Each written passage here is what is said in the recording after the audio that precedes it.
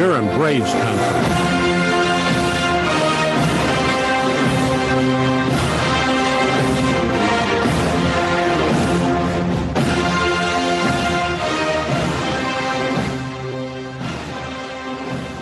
Good morning. Welcome to Braves Country, part of the Armchair Quarterbacks live network here on YouTube. And Armchair Quarterback Show comes to you every day, 8:30 to 9:30 Eastern live. We also put up the replay later on. And so you'll be able to catch either live or catch it on Memorex, as they used to say. The Braves Country gets recorded and premiered right after that. So,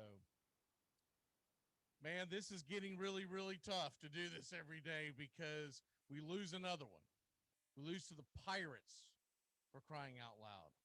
I mean, of all the teams, to start off right after a very, very exciting walk-off win by Acuna on Wednesday night, we get a dud of a game again on Thursday night. For people that missed it, real quick recap, and then we'll go diving into tonight's game and the weekend look. Because we're here Monday through Friday. We don't do them on the weekends because we got other shows that we do. So we get down quick 2-0 on the home run given up in the first inning. And you hate to see that. Ozuna went up against the wall. It looked like he might have a chance. The thing is, and of course, everyone's going to make fun of Ozuna in his glove and whatnot. Remember, this guy did win a Gold Glove back in 2017, so he's not completely inept. But going back over the wall, trying to catch that with the sun in your eyes, you're going to need some luck involved in that. And he just went up at the wrong angle. I think if he actually goes over just a few feet over, is be able to see it, we would have gotten a hell of a web gem by Mr. Ozuna, but it was not to be. And then the bottom of the second, so first of all, once again, the first inning is a dud. They've got to break up these guys that swing at the first pitch. They've got to do it. I know I'm a broken record at this point, but every single game we see the same damn thing. Acuna, Freddie, Ozuna, Albies, all four of them like to ambush pitches. And I made a note of it because I was curious where we were at with 4 outs into the game. Pittsburgh had thrown 13 pitches. 4 outs against supposedly your top 4 batters. OZZIE Albies has got to go down in the lineup. He is killing this team. Ozuna is starting to hit the ball on the screws. He's eventually going to start getting hot. I firmly believe that. But you can't have Acuna, Freddie, Ozuna, and then Albies coming up and swinging at the very first pitch. Last night in the 9th inning, the reason why I didn't swing at the very first pitch, because I was watching it, and as I'm watching, I'm kind of thinking out loud, and I see Ozuna go out quietly, really quickly in the inning. Freddie tried to ambush the first pitch. This is in the bottom of the 10th. After the Pirates had taken a 2-run lead in the top of the 10th. Of course, they got the goofy put the guy on second thing, so that throws everything off. I think Webb is a decent relief pitcher. You just don't like him in those high leverage situations at this point in his career. I get it. He's 27. Oh, he should be. No, there's nothing wrong with having a guy at the front of your bullpen who's got some nasty stuff, but isn't quite as good as what you want in an 8th or 9th inning guy. Okay, there's nothing wrong with that. But they'd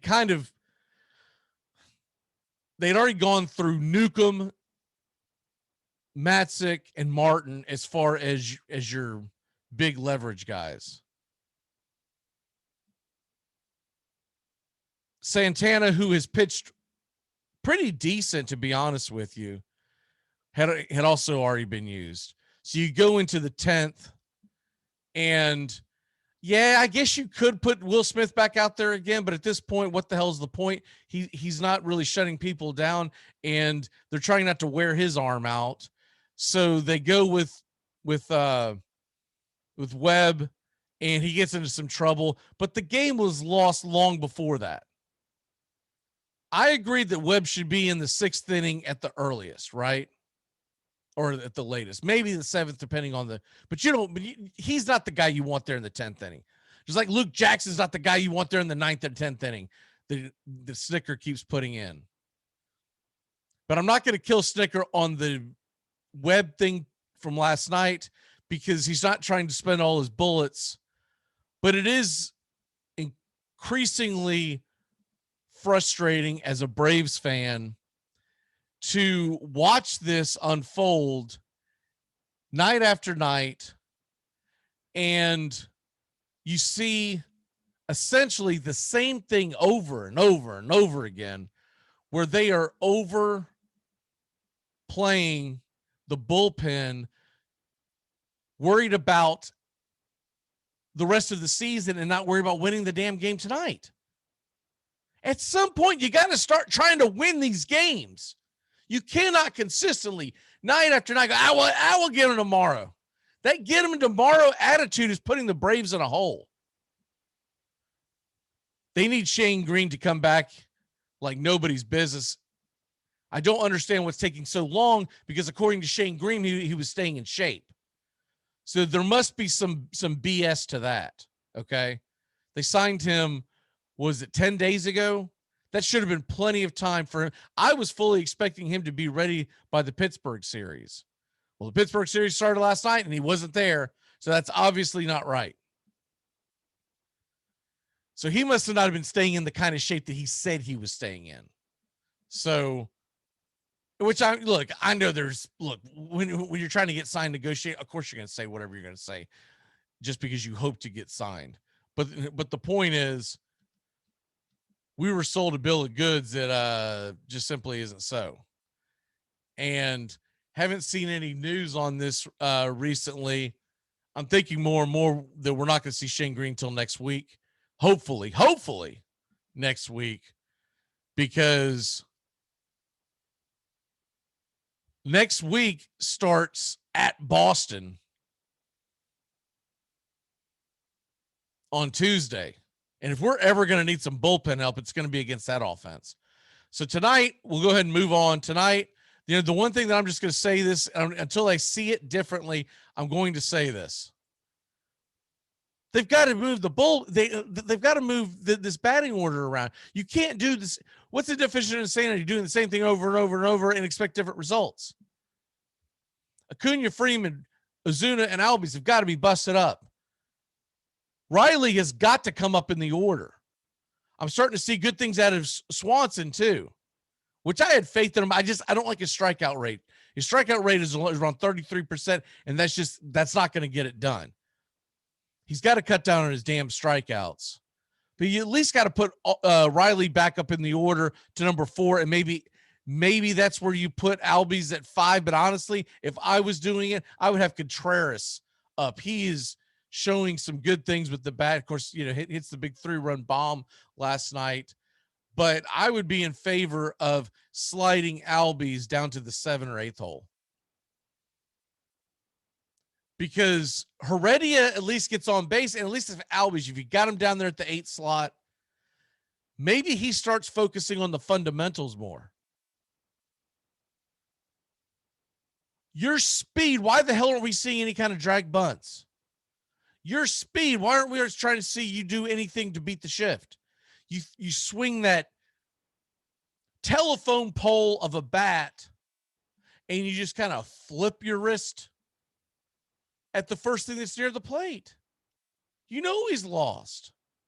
His batting average is not nearly as bad as it should be. He's hitting, 219 right now? As poorly as he's hitting and his approach, I'm surprised he's not hitting like $150. He's been terrible. I love OZZIE, his energy, everything about him. By no means am I trying to give up on them, but you got to start winning games. And the guys who are hitting, you put them higher in the line. The guys who are hitting, you put them low. And not saying that you leave OZZIE ALBIES down there for the rest of his career in the 8-hole or the 7-hole, but he does not hitting. He's not hitting like a damn cleanup hitter for what is supposed to be a playoff contender. So we move on from that. We get the 3-run home run in the second inning. We get in the 6th inning the home run by Swanson. And that's it when it comes to the offense. 8 hits. 8 hits against a guy who's got almost a 5 ERA. And I'll tell you what I was impressed at the very beginning of the game, if y'all missed it, Adam Frazier, leadoff hitter for the Pirates. Did y'all see him drop the bunt on the shift? And it was a fairly hard bunt. It barely went foul. Frazier is at least standing on second if that thing skips fair. He barely went foul. It was impressive. It was extremely impressive. That's the kind of stuff you need out of OZZIE ALBIES. Man, they're pulling you, they're playing you on a pull. You've got the speed. The simple math says, dude, get to rocking. Keep him out of this. I think he feels pressure being in the force hole to be the cleanup hitter, to swing for the fences. Guy weighs like $175. Quit trying to make him into Mark McGwire. Let him lean into what he does best.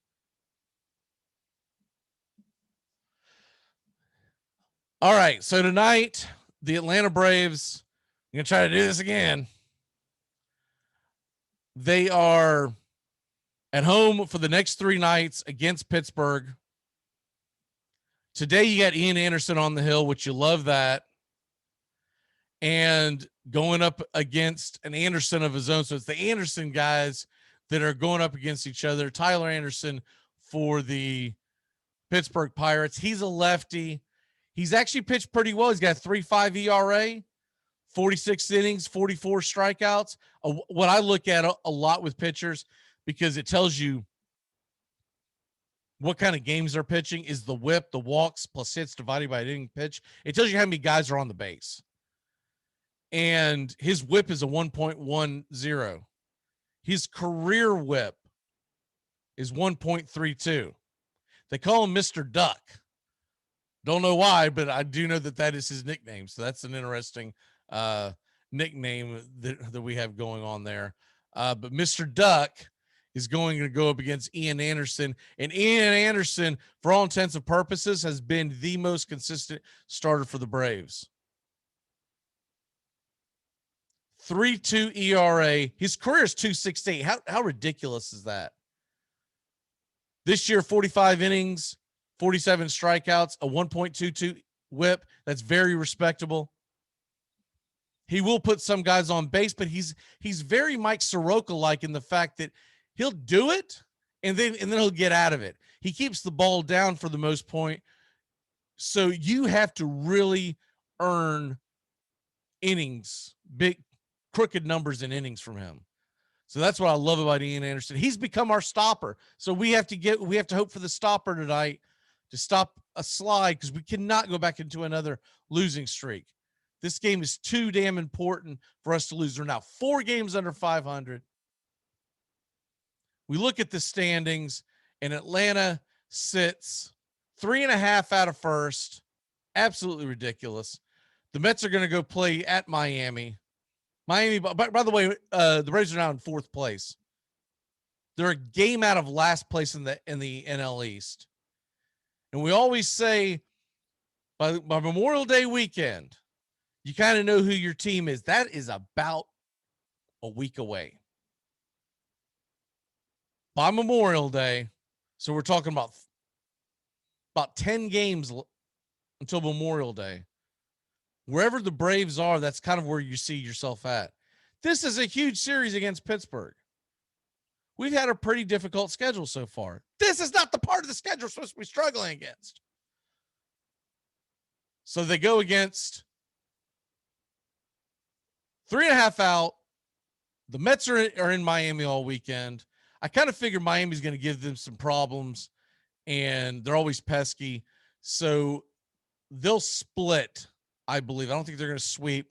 They'll either take 2 or 3 or lose 2 or 3. So the Braves have a chance if they will get it in gear and win the games they're supposed to win. They should win tonight. Tomorrow night, it has not been set yet who the starting pitcher is. Max Fried will go on Sunday against Brubaker tomorrow night. As of right, whoa, that was close. As of right now, we've got Max Keller going up against to be determined. This very well could be I'm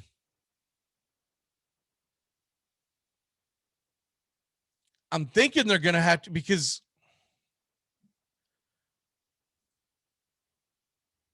I'm trying to recall real quick, but I'm thinking Tucker Davidson went Wednesday. If he went Wednesday, it's going to be way too early. No, he went Tuesday. Okay, so he went Tuesday. This could be Tucker Davidson again, and I would like to see that. I would like to see Tucker Davidson get another shot. I thought he pitched really well, and if Tucker Davidson gets the ball, they could go to Wright or Wilson, but I don't see why you would do that, because when Tucker Davidson pitched the other night, 6 innings, 3 earned runs, 5 Ks against the Mets, that was decent. That deserves him another starting chance. So hopefully that's what we get. And they've got to move. You've got to do something about this lineup. This lineup is ridiculous. You can't keep going into this lineup with those 4 guys at the top. Riley is starting to rip the cover off the ball. He's now batting .299. Remember, just a few weeks ago, he was hovering just over 200. He has been on fire. I love the approach by him and Swanson last night. You started to see the offense kind of pick up. So hopefully they start. I saw better things out of Freeman. Acuna's his own spirit. You can't control that guy. You got to let his talent do his talent. Acuna, but Freeman's had a better approach. Azuna's had a better approach. Riley has definitely turned the corner with a better approach. I think Swanson is having a better approach to be able to try to hit the ball where they ain't. Contreras, Heredia, this offense has the capabilities, but when you put an OZZIE ALBIES in the middle of that lineup, up at the top, it's a junk move. And when you look at what the Braves are going to be going up against tonight, Anderson to me is a guy, he's a left-handed pitcher. This is a perfect time to put Riley up in the lineup, Swanson up in the lineup, Contreras up in the lineup. Maybe you even sit OZZIE for a night. Let OZZIE sit. Let him. He's not hitting well. He's forcing he means well. He's forcing it. And when you force yourself, that's the sound that we got to get out of here. When you force the issue and you try too hard, it's a weird thing to say, but when you try too hard in baseball, usually bad things happen. You just got to play the game. I would be in favor of maybe sitting OZZIE for a night.